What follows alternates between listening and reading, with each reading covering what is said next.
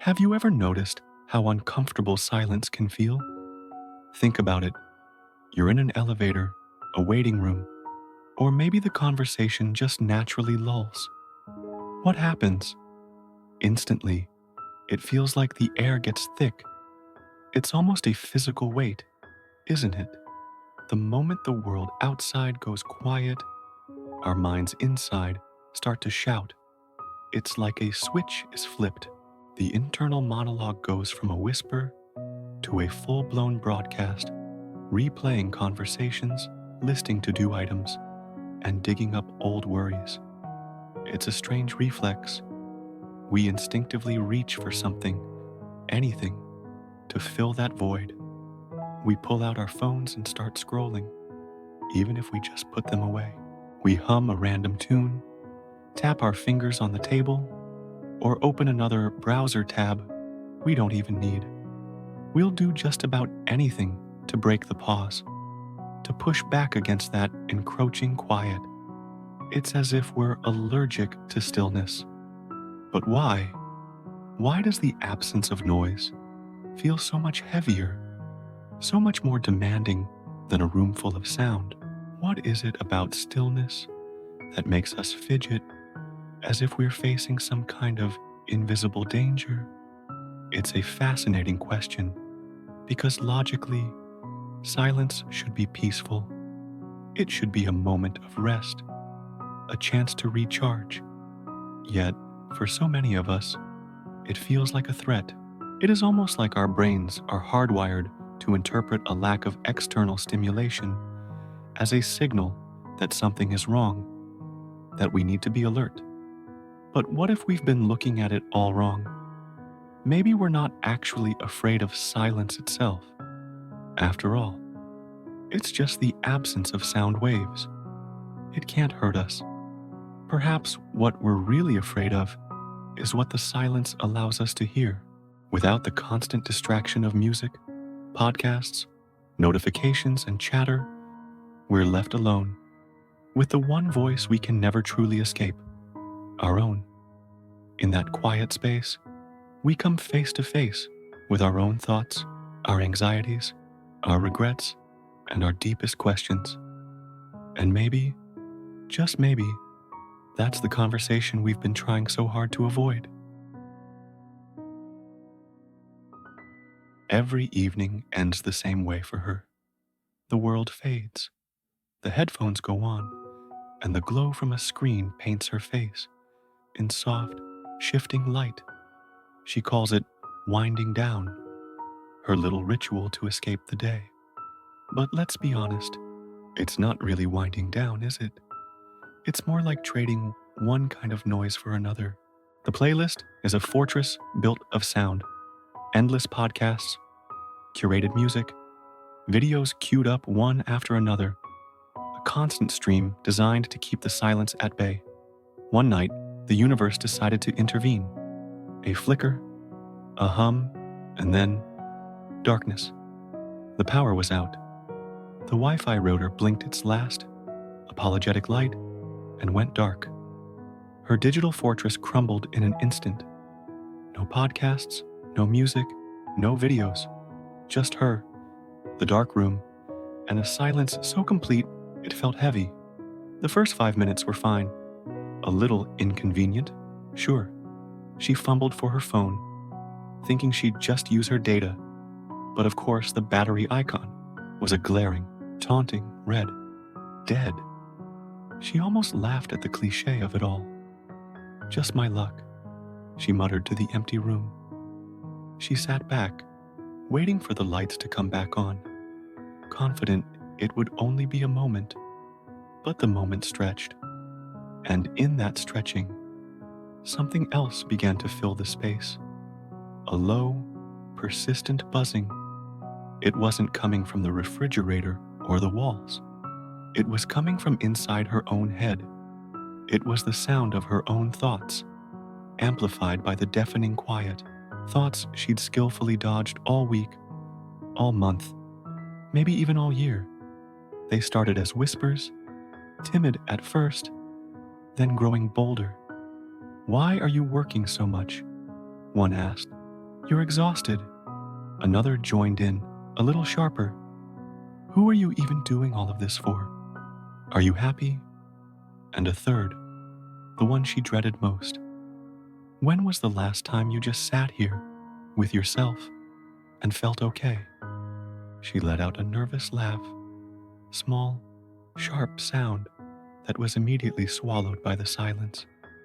She instinctively reached for her phone again, a useless gesture, a reflex born from a deep-seated habit of avoidance. The screen remained stubbornly black. There was no escape this time, no digital anesthetic to numb the discomfort. In that forced quiet, under the weight of her own unanswered questions, a profound and terrifying realization washed over her. She was scared, not of the dark, not of being alone in the house, but of being alone with herself. She was terrified of her own company. The constant noise wasn't for entertainment. It was a shield. It was armor against the vulnerability of introspection, against the discomfort of facing who she really was when all the distractions were stripped away. How many of us are living this exact same life?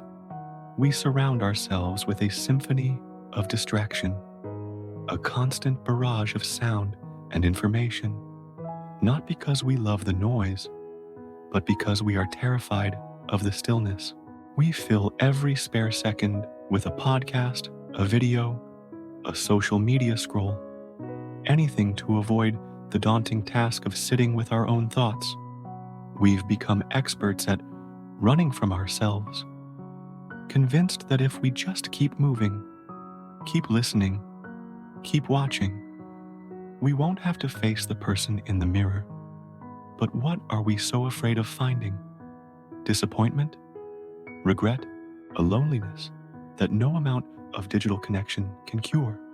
Maybe, but maybe, just maybe, in that silence we're so desperately avoiding, there's also something else. Peace, clarity, a connection to ourselves that we've been craving all along.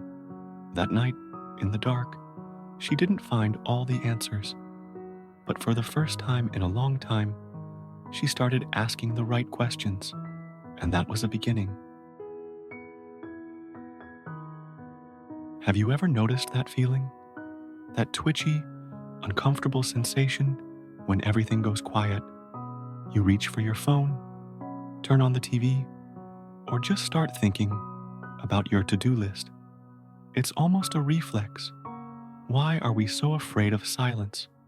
Modern psychology has a name for this: avoidance through stimulation.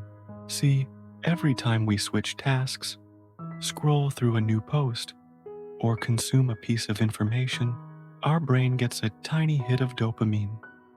It's a reward, a little chemical pat on the back that says, "Good job, you're doing something." So when the world goes silent, that reward suddenly stops. The dopamine drip runs dry, and we panic. It's not that the silence itself is painful, but it starves our habit, our addiction to constant input. It feels like a withdrawal, and our brain scrambles to find its next fix. But there's something even deeper going on here, something beyond just brain chemistry. It's about fear. Silence strips away our distractions, and for many of us, distraction is our primary defense mechanism. It protects our sense of self, the carefully constructed identity we present to the world and even to ourselves. We are our jobs, our hobbies, our opinions, our online profiles. We are the sum of our activities. So, if we stop the endless scrolling, the constant thinking, the non-stop talking, what's left? Who are we underneath all that noise? The silence forces us to confront that question, and honestly, many of us are terrified of the answer. What if we don't like the person we find in the quiet? What if there's an emptiness we've been desperately trying to fill? Our logical mind, the part that loves productivity and efficiency, will try to justify the noise. It tells us, I need to stay busy to stay sharp. I'm learning, I'm connecting, I'm being productive. It frames constant activity as a virtue, a necessity for modern life. It sees stillness as wasted time, a void to be filled. But while the logical mind is shouting, there's another voice, a much quieter one. In many spiritual traditions, this is called the Qalbu, or the heart. It's not just the emotional heart, but the seat of our deepest intuition and truth.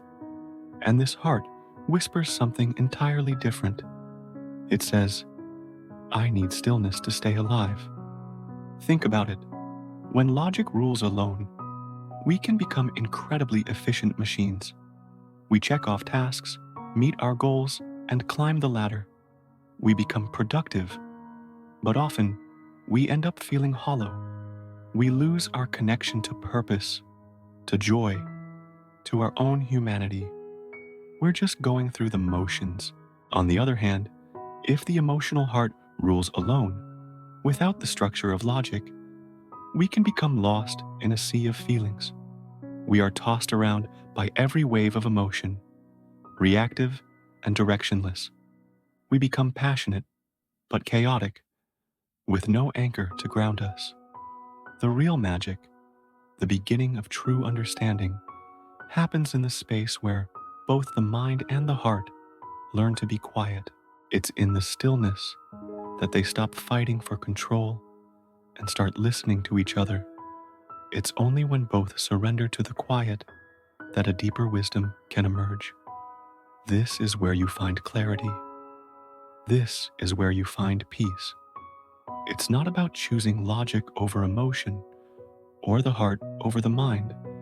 It's about creating a space of inner silence where both can coexist and integrate. It's in that stillness that you don't just find out who you are, you remember who you've always been. So, next time you feel that pull, that urge to fill the silence, try resisting it for just a moment. Take a breath, let the quiet settle in. It might feel uncomfortable at first, but that discomfort is the doorway to a deeper connection with yourself. It's the path to becoming not just productive, but whole.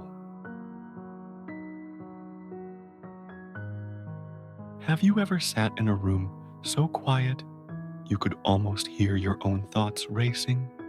We often think of silence as an empty space, a void waiting to be filled with noise, music, or conversation. But what if silence isn't emptiness at all? What if it's the exact opposite? What if it's a profound sense of presence? In so many spiritual and philosophical traditions, silence is sought, not avoided. Think about it. The Prophet Muhammad, peace be upon him, retreated to the cave of Hira. The monk seeks solitude on a remote mountaintop. The philosopher steps away from the bustling city to find clarity in quiet contemplation. They weren't running away from the world.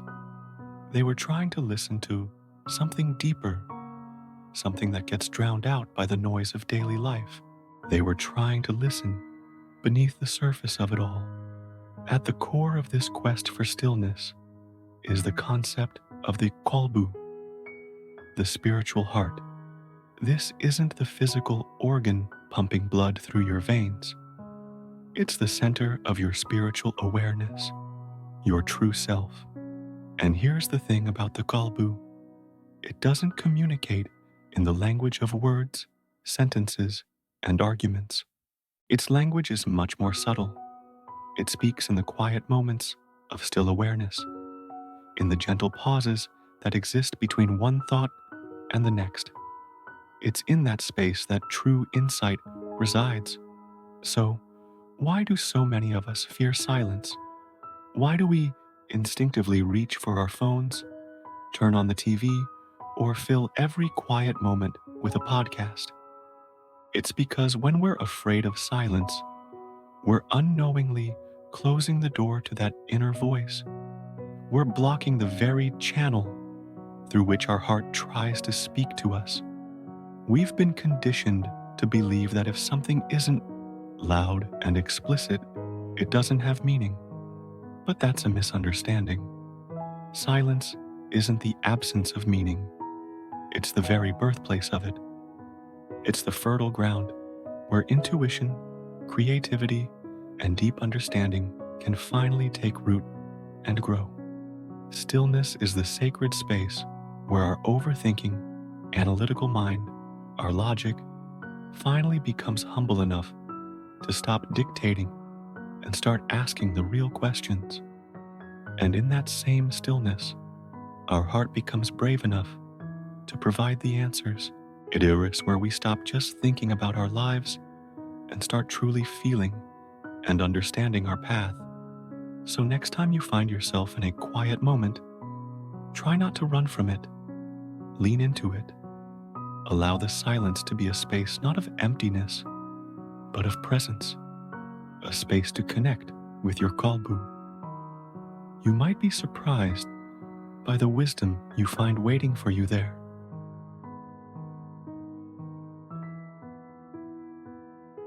Have you ever tried to just be still? I mean, truly still. No phone, no music, no podcast in the background. Just you and your thoughts. It sounds simple, right? But in our always-on world, it can feel like an impossible task. We're so used to constant stimulation that the silence can feel deafening, almost uncomfortable. But what if I told you that embracing that stillness, even for a few minutes a day, could completely change your relationship with your own mind? Let's try a little experiment together. Tomorrow morning, before you reach for your phone, before the world rushes in, I want you to try something, just for 1 minute. Sit down, close your eyes if you feel comfortable, and just breathe. No guided meditation, no calming soundscapes, just you and the natural rhythm of your breath, in and out. That's it. 1 minute. I'll be honest, that first minute might feel like an eternity. Your mind will probably race. You'll think about your to-do list, that email you forgot to send, what you're having for breakfast. You might feel restless, even a little anxious. This is completely normal. The second day, that minute might still feel awkward, like you're doing it wrong. But stick with it, because something incredible happens somewhere around day 3 or 4. You'll start to notice that the internal noise you were so afraid of, the endless chatter in your head, begins to soften. It's still there, but it's not shouting anymore. Here is the secret that no one tells you about finding inner peace. You don't silence your mind by fighting it. You don't wrestle your thoughts into submission. That's like trying to calm a stormy sea by yelling at the waves. It just doesn't work. Instead, you create a space for your mind to speak. You listen to all the worries, the plans, the random thoughts, without judgment. You just let it all come up and pass by. And eventually, like a child who has finally said everything they need to say, the mind runs out of words. It gets tired of its own noise. And what you find underneath all of that chatter is something beautifully quiet. It's not necessarily some blissed out, perfect state of Zen. It's something much more real, much more accessible. It's peace as permission. Permission to just be. Permission to exist without having to do, to fix, or to become anything else in that moment. It's the quiet confidence that comes from knowing you can sit with yourself in the silence and be okay. You can be whole. So, start small, 1 minute. Let your mind speak until it has nothing left to say, and discover the quiet, steady strength that's been waiting for you all along.